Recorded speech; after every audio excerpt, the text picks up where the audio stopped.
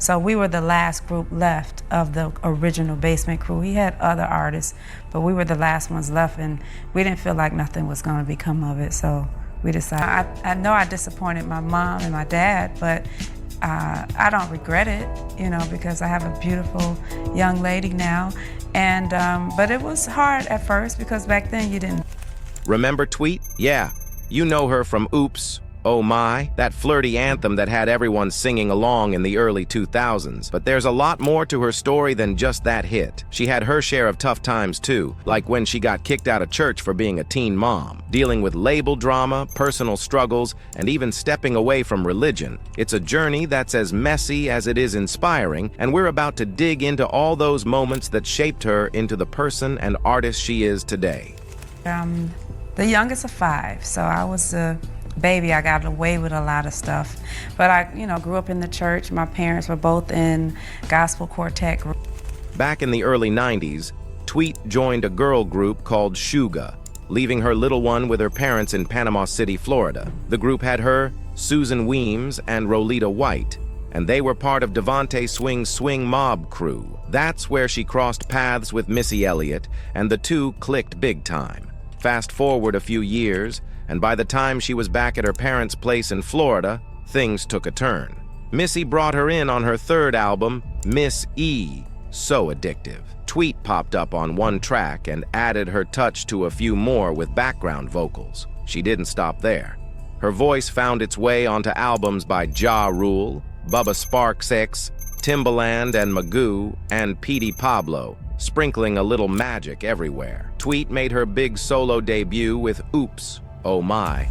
Ooh, some kind of touch caressing my legs. A flirty anthem cooked up by Timbaland and featuring Missy Elliott track took off, topping the R&B charts and climbing high on the pop ones too. Not long after, she dropped her first album, Southern Hummingbird, showing off her talent as a producer alongside big names like Timbaland, Craig Brockman, and Nissan Stewart.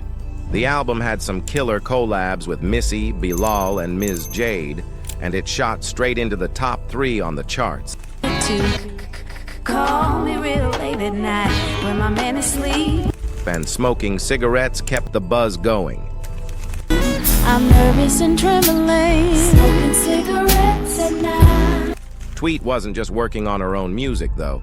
She teamed up with Trina for the single No Panties and lent her voice to projects from Whitney Houston, Meshel Ndegeocello, Karen Clark Sheard, and Ms. Jade. She even had a big presence on Missy's Under Construction album, showing up on multiple tracks and making cameos in the iconic Work It and Gossip Folks videos.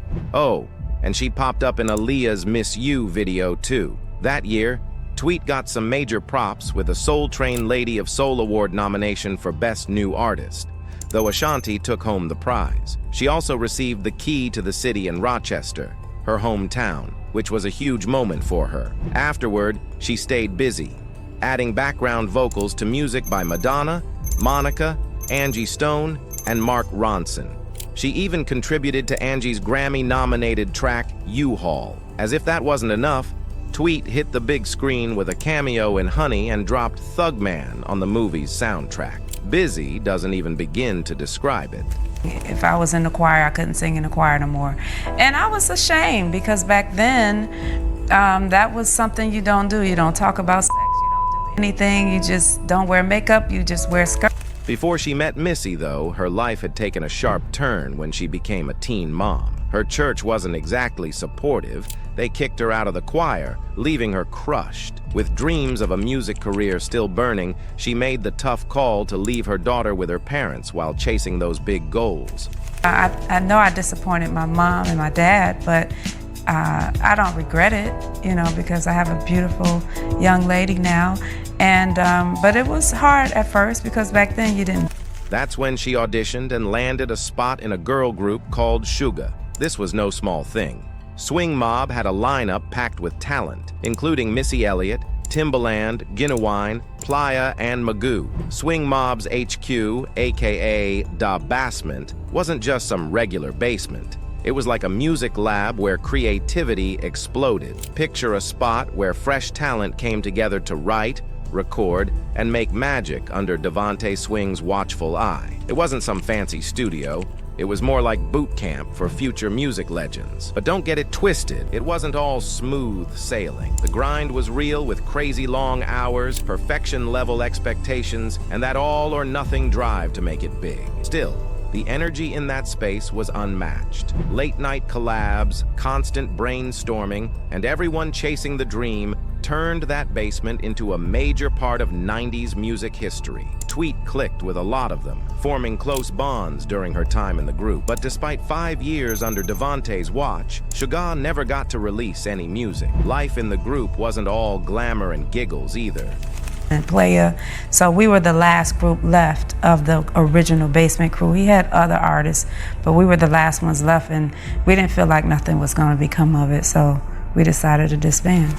Tweet wasn't just hungry for fame, she was straight up hungry. Money was so tight that she sometimes survived on a single bag of chips all day. When things fell apart, Tweet found herself back at square one, divorced from her daughter's dad after a short marriage, battling depression, and living with her parents in Panama City, Florida. She took on odd jobs to make ends meet, but the struggle was real. At her lowest point, she felt so lost and hopeless that she even thought about ending it all. After the success of her first album, like most artists, she needed to keep the momentum going. So, she started putting together her second album, but some serious behind-the-scenes shakeups slowed everything down. Thanks to a big business merger, Tweet and the other artists on her label had to pack their bags and move to a new company. Cue the delays. Finally, her new single, Turn the Lights Off, dropped.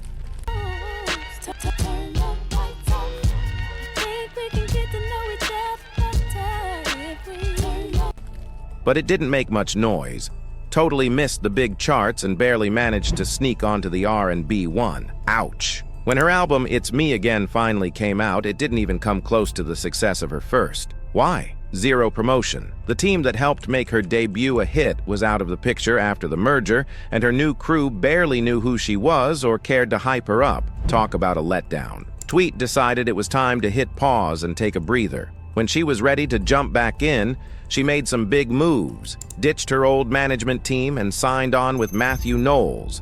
Yep, Beyoncé's dad. She also locked in a new record deal and started cooking up album number 3. A couple of singles trickled out, teasing what was next. But then everything came to a screeching halt. The founder of her new label passed away, leaving her stuck in limbo again. And if that wasn't enough, her personal life was spiraling too. She was leaning on alcohol and cigarettes to get through the day, and the guy she was dating. He had a baby with someone else. Total chaos. Tweet hit rock bottom and thought her singing days were over, but she wasn't ready to give up just yet. By the time she decided to take charge, she started dropping unreleased tracks on SoundCloud and her website, giving fans a taste of her talent. A year later, she put out a little project called Simply Tweet. Fast forward, and after more than 10 years, she finally came through with her third album, Charlene. The singles didn't exactly dominate the charts, but critics were all over it, so I guess that does count for something. Rolling Stone even called it one of the best R&B albums of the year. Talk about a comeback.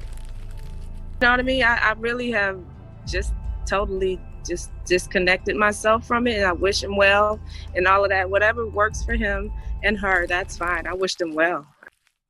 Tweet started dating Pastor Jamal Bryant, the ex-husband of Real Housewives star Giselle Bryant. They crossed paths when Tweet found her way back to church, trying to heal from her personal struggles. Things seemed to be going great until, during an appearance on The Preachers, Jamal referred to Tweet as his last lady. He even had her back during a major health scare when blood clots landed her in the hospital.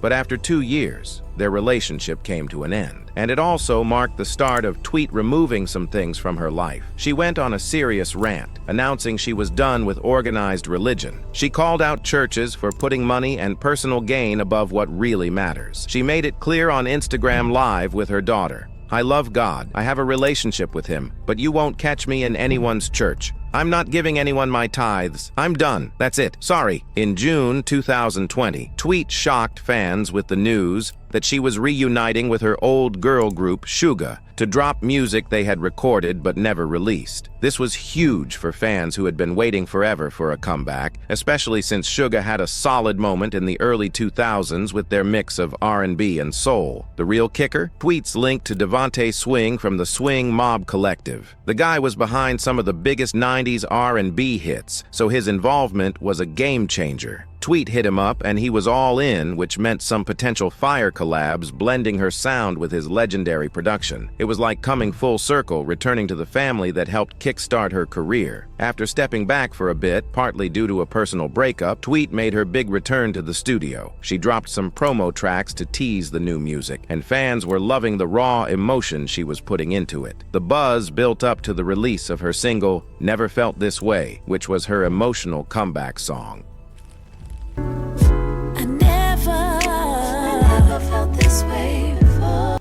It was a reflection of everything she'd gone through, both musically and personally. Fans were hyped for the new chapter in Tweet's career, and the reunion with Shugga meant even more music was on the way, mixing nostalgia with a fresh twist. So, here's the deal. Tweet's story is a roller coaster of wins, setbacks, and comebacks. She's been through the ups and downs, but she's always come back swinging. She's proven that no matter what life throws her way, she's not going anywhere. It's not just about the music. It's about owning your story, bouncing back when things get tough, and staying true to who you are. So, next time you hear one of her hits, just know there's a lot more behind those tracks than meets the eye.